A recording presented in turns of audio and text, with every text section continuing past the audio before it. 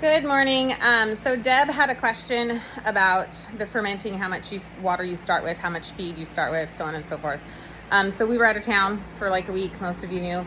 And so we stopped fermenting during that time period just because, asking a person to do that while we're gone is asking a lot.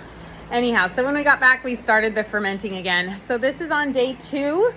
I started with just like a third of a 5-gallon bucket with water, and then added my 2 scoops that look like this, which I've used in the other videos. So I'm gonna turn this around.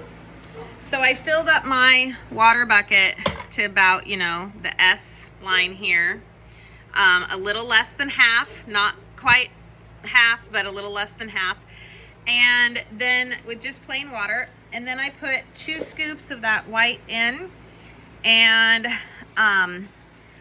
I left it sit for a day. I came back and just put another scoop in. That's why it's this thick. And it's not yet bubbling. It is a little bit, if you can see. By tomorrow, it should have a nice consistent bubble. I will keep an eye on it. I'm putting the lid on now. I will keep an eye on it the rest of the day, and probably have to add a little bit more water. So because I have the number of birds that I have, I will go ahead and make a larger quantity. If you're just getting started with the fermenting process, a small bucket with some water and a couple scoops of the grain, of the feed. And if you're using the premium layer, which everybody pretty much is in our group, you are already getting a feed that has the pro and prebiotics and enzymes, so it'll start that ferment a little bit easier. So you just leave it sitting and then check it in a day, stir it or shake it up if you're using I've known people to do it in small jars just to get the idea of how it works. And then once you see how much water the grain is gonna soak up, and you get an idea for the consistency of thickness, then you can adjust from there. So it really is a issue where you have to kind of play with it and see how much water versus grain you're gonna need for your soak, and then adjust for the number of birds that you have. Also, it's worth saying, just like with my horses, some flocks will like a more soupy consistency. Some will like a more thick consistency. Mine like a more thick consistency because I just put it on the ground, so all the soupiness that would run off anyways.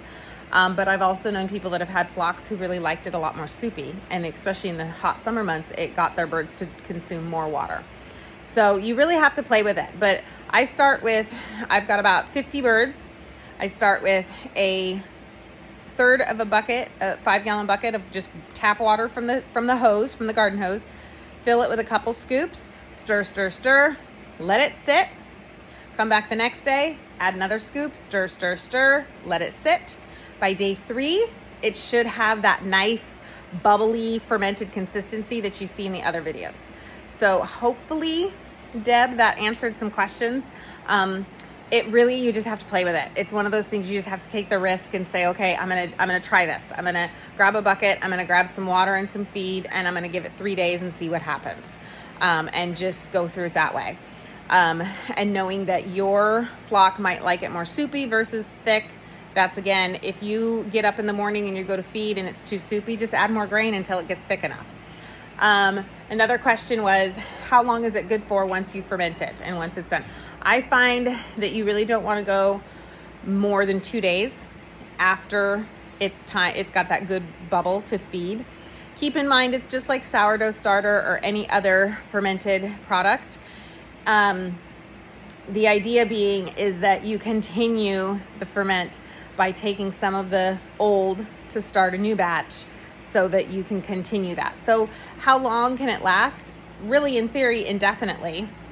However, I often go by the smell. If it's that tart smell, it's good. If it starts to smell musty and moldy, or you see a crust of mold on the top, scoop that out and get rid of it, or get rid of the whole batch. It just depends on your own situation.